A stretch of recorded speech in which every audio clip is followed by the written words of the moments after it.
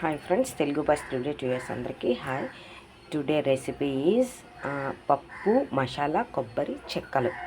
Okay, చెక్కలు వీటికి కావాల్సింది ప్రిపరేషన్ ఏంటంటే, ఇగో ఈ డొక్కుతోటి 2 గ్లాసులు, అదే గ్లాసులు అయితే గ్లాసులు, డొక్కు అయితే డొక్కు, ఏదో సరి సమానంగా వేసుకోవాలి. 2 గ్లాసులు మైదా, 2 గ్లాసులు వరిపిండి వేసుకోవాలి.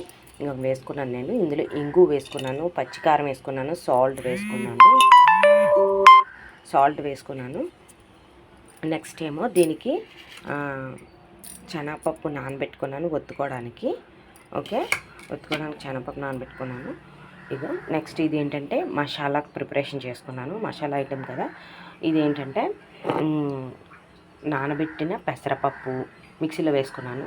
ఇంత గ్లాస్ తోటి అయితే చాలు. కొబ్బరి చిప్ప ముక్కలు కోసుకోవాలి. ఇంత ముక్క ఒక కొబ్బరికాయ చెక్కలో సగం ముక్కలు కోసుకొని ఇందులో వేసుకున్నాను. అల్లం ఎల్లుల్లి కలిపి ఇంత అల్లం ముక్క, ఒక ఎల్లుల్లిపాయ, 1 స్పూన్ జీలకర్ర, 1 స్పూన్ ధనియాలు, 1 ఉల్లిపాయ, చిన్న సైజు ఉల్లిపాయ, 2 పచ్చిమిరకాయలు, ఒక 2 రెమ్మల కరివేపాకు, ఒక 2 రెమ్మల కొత్తిమీర.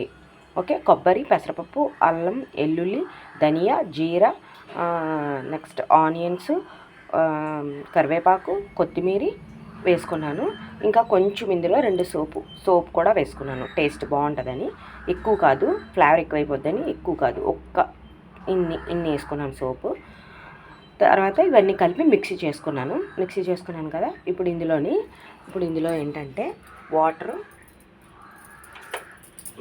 బాయిల్ వాటర్, ఇదిగోండి. వాటరు మరిగించుకున్నాను.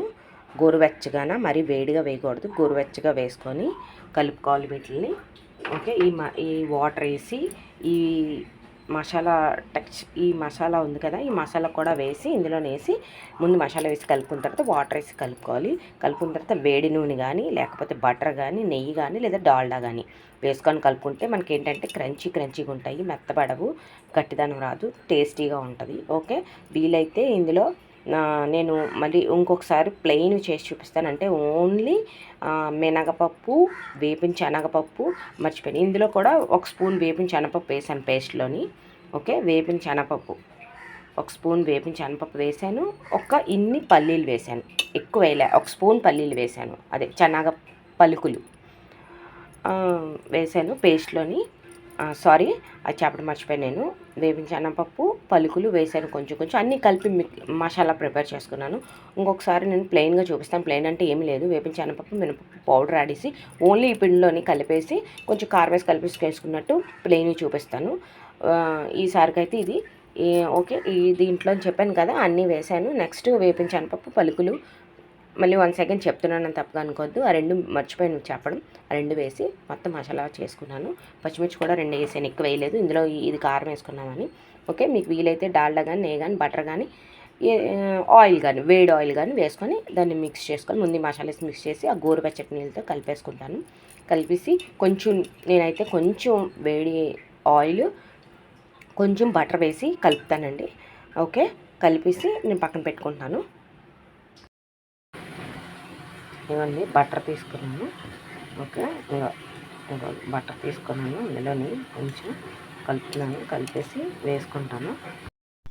ఇగోండి, మొత్తం పిండిని కలిపేసుకొని అన్నీ వేసుకొని మసాలా, కారము, సాల్ట్, ఇంగువ, బటరు అన్నీ వేసుకొని దీన్ని చేసుకున్నాం. దీన్ని ఒక 5 నిమిషాలు పక్కన పెట్టాలి. శనగపప్పులో ఉతుకోవాలంటే మనం బాల్స్లా చేసుకొని మామూలు ఇలా పెట్టి ఆయిల్ రాసి వేసేయచ్చు. కానీ ఇది ప్లెయిన్ అనుకోండి, మన రోటీలా మొత్తం చేసి గ్లాస్తో కానీ ఏదైనా దాంతో ప్రెస్ చేసేసి వేసేస్తే వచ్చేస్తాయి. ఓకే, కానీ మరి పప్పుతో అలాగ అవ్వదు కదండి. మనం బాల్స్లా చేసుకొని ఒత్తుకొని వేసేసుకోవాలి. ప్లెయిన్ చేసినప్పుడు అయితే నేను చేసి చూపిస్తాను. మొత్తం అంతా రోటీలా చేసి ఇలా గ్లాస్ పెట్టి తీస్తే అవుతాయి. ఇది ఇలాగ అవ్వదు. ఓకే, 5 నిమిషాలు అయిపోయిందండి. అయిపోయిన తర్వాత ఇవి ఉండలా చేసుకున్నాను, చిన్నవి. ఇందులోని శనగపప్పులాగే నువ్వుపప్పు కూడా వేసుకొని అరిసెల్లాగా ఒత్తుకొని వేసుకోవచ్చండి. ఇంకోటి ఏంటంటే వాము కూడా వేసుకోవాలి. కానీ వాము వేసుకుంటే ఈ ఫ్లేవర్స్ అంతా తెలియదు, మసాలా ఫ్లేవర్ తెలియదని, వాము ఫ్లేవర్ ఎక్కువ అవుతుందని వాము వేయలేదు. ఓకే, ఇప్పుడు వీటిని మనం పాన్ పెట్టి ఆయిల్ పెట్టి ఇవి చేసుకొని వేసుకోవాలి. ఒక కవర్ ఒకటి తీసుకున్నానండి. ఇది దానికి ఏమో ఆయిల్ కానీ, నెయ్యి కానీ అప్లై చేశాను. ఓకే, ఇప్పుడు ఈ ముద్ద ఉంది కదా,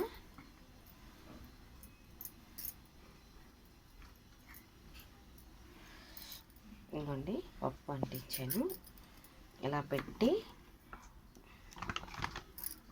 ఇంకో దీంతో ప్రెస్ చేస్తాను, చేసి వేస్తాను. ఎందుకంటే నేను చేసి చూపించడానికి నేనే వీడియో తీసుకోవాలి కదా, అందు గురించి అని నేను ఆన్లైన్ అలా పెట్టి ఇగో ఇలా ఒత్తి ఆయిలే వేసేస్తాను. ఓకే, ఇదిగోండి ఇలా ప్రెస్ చేసుకున్నాను. అదే మామూలు ప్లెయిన్ అనుకోండి, రోటీ మేకర్ మీద వేసి రొట్టిలా పామేసి చపాతీలా పామేసి అది ప్రెస్ చేసేదని గ్లాస్తో ప్రెస్ చేసి వేసేయచ్చు. పప్పుతో అలా కావద్దు కదా. ఆయిల్ పెట్టుకున్నాను, ఇంకో ఆయిల్ పెట్టుకున్నాను.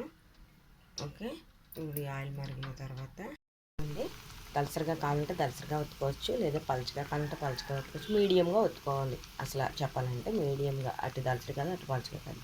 కొంచెంమంది దలసరిగా తింటారు, కొంచెంమంది పలుచగా తింటారు కదా, దాని గురించి అని చెప్పాను. నేను మీడియంగా ఒత్తుకున్నాను. వేగుతున్నాయి చూసారా చెక్కలు చక్కగా. ఇవ్వండి ఒకటి తెలిసాను చక్కగా, చూడండి అని చక్కగా వచ్చింది. ఇంకా అది వేగుతున్నాయి కదా.